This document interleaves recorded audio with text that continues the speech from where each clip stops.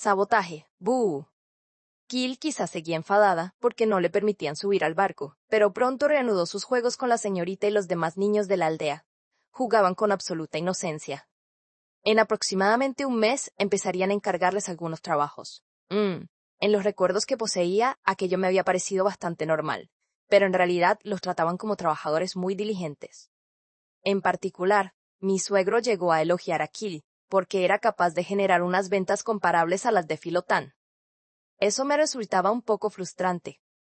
Yo también la había apoyado, pero era difícil sostener todo el negocio únicamente con mis esfuerzos y los de los miembros del club de admiradores de Filotán.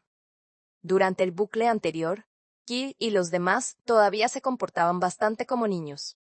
Sin embargo, Kill era aquella perra que había partido con Ren en un viaje culinario, por lo que su aspecto y su manera de actuar eran muy distintos de los actuales. La recordaba atendiendo a los clientes junto con el tal Lufkun, como si fuera la mascota del establecimiento. También podía evocar la escena en la que Luf robaba bocados y Ren le ladraba para reprenderlo.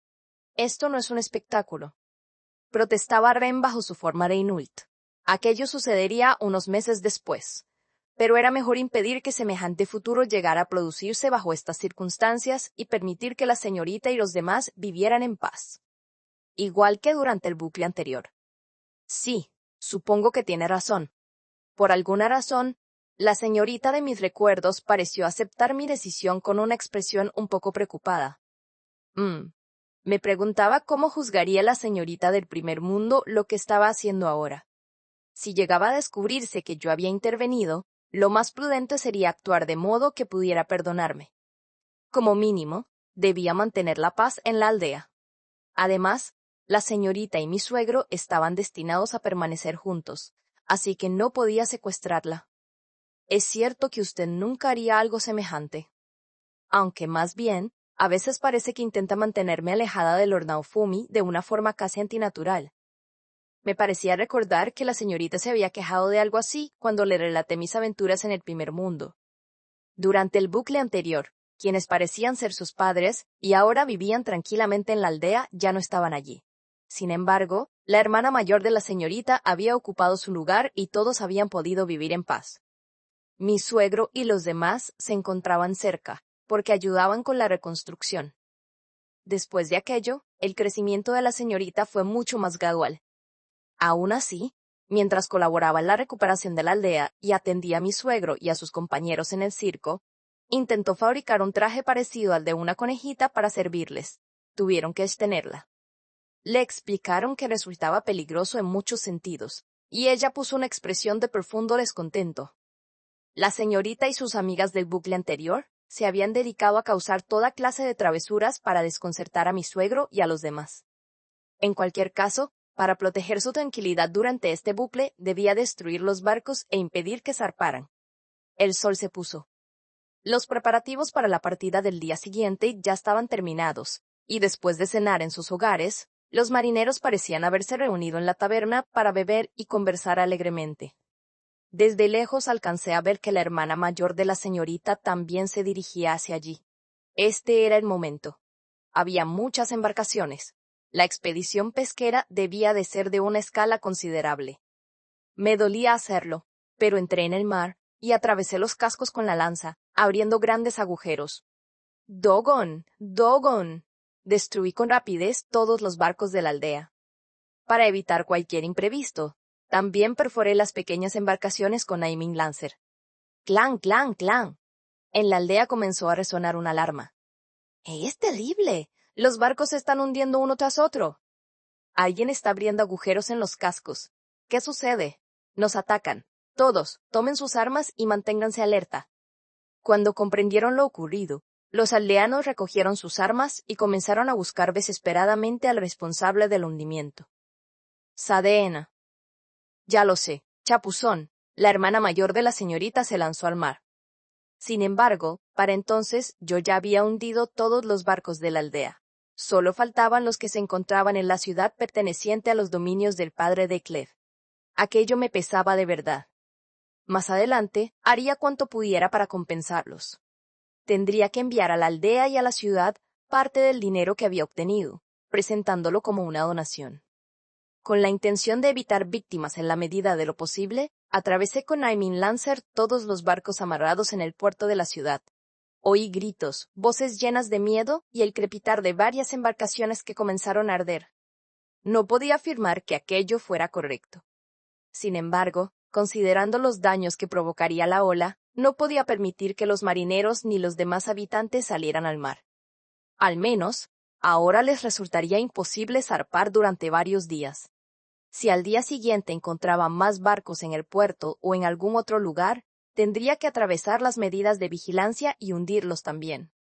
Era muy doloroso, pero se trataba de lo único que podía hacer en aquel momento. Por ahora, no parecía conveniente demostrar que yo era un héroe. Aunque afirmara ser el héroe de la lanza llegado desde el futuro e intentara impedir la partida, por la manera en que se desarrollaban los acontecimientos, probablemente no me escucharían. Después de hundir todos los barcos, vi llegar al puerto al noble que parecía ser el padre de Claire y al anciano hombre lagarto que permanecía a su lado. Habían venido a comprobar el estado de quienes lamentaban la destrucción de sus embarcaciones. ¿Quién ha podido hacer algo semejante? Mientras pescadores y comerciantes se desesperaban, el noble observaba los alrededores con una expresión grave. ¿Hay víctimas? Algunas personas se hirieron durante la evacuación, pero por fortuna no hubo muertos. Al oírlo, frunció el entrecejo. ¿Alguien vio a quien hundió los barcos? No lo sabemos.